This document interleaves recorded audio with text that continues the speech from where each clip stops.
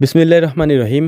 আজকে হঠাৎ করে আমরা গিয়েছিলাম মুগ ডাল উঠানোর জন্যে। এবছর অল্প কিছু মুগ ডাল পরীক্ষামূলকভাবে আমরা চাষ করেছিলাম দেখার জন্যে যে মুগ ডাল আমাদের এদিকে হয় কিনা। যেহেতু মুগ ডালের চাষটা আমাদের এদিকে একবারে নাই বললেই চলে।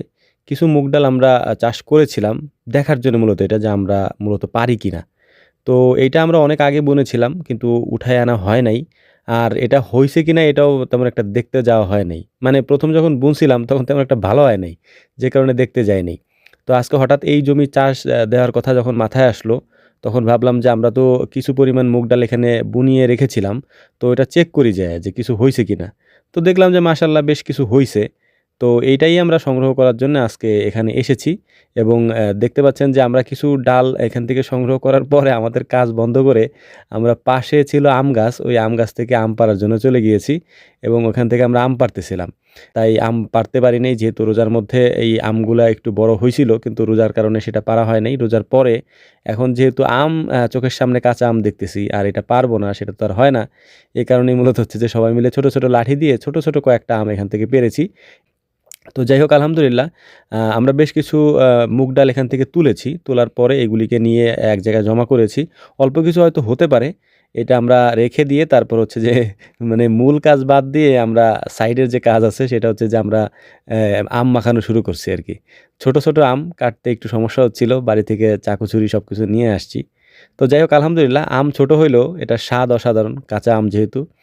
তো আপনারা আবার আমারে কিছু বইলেন না। কারণ কাঁচা আম আমরা এমনি লোভ সামলাইতে পারি না। কারণ এবছর খাওয়াই হয় নাই, একবারে পাড়াই হয় নাই। যে আমও এখনো ভালোমতো বড় হয় নাই। তো যাই হোক আলহামদুলিল্লাহ। তারপরে অনেকগুলো আম আমরা পেড়েছিলাম। এখান থেকে পেড়ে তারপর ছোট, ছোট করে কেটে সবার মাঝে এটা বিলি করে দিয়েছি। খাচ্ছিলাম, খুনসুটি এগুলোই চলতেছিল। কারণ জীবনে তো আমাদের মানে কোনো ধরনের বিনোদন বলতে কিছুই নাই। এই কাজবাজ করি, সবাই মিলে একসাথে থাকি, খুনসুটি করি, কথাবার্তা বলি এগুলাই হচ্ছে আমাদের জীবন। কোথাও ঘুরতেও যাওয়া হয় না। কোথাও আমরা বেড়াইতেও যাই না। আমাদের এই কৃষি জমি, আমাদের এই কাজ, আমাদের পাথার, আমাদের জমি এইসব নিয়েই আমাদের জীবন চলে আরকি। তো আলহামদুলিল্লাহ দেখতে, দেখতে আমাদের আম পাড়ার কাজ শেষ। এদিকে আমাদের অন্যান্য যে কাজগুলা ছিল সেগুলাও শেষ হয়ে গেছে।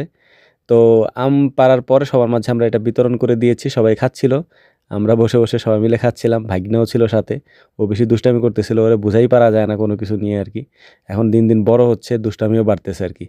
আর অল্প কিছু পরিমাণে মুগ ডাল আমরা পেয়েছি সেটাই এখন বাড়ির দিকে আমরা নিয়ে যাচ্ছি এবং এটাকে রৌদ্রে দেওয়া হবে। রৌদ্রে দেওয়ার পরে এখান থেকে যতটুকু বের হয় ওইটা আমরা নিয়ে বেসন হিসেবে রাখবো। কারণ এটা হচ্ছে দেশি মুগ ডাল।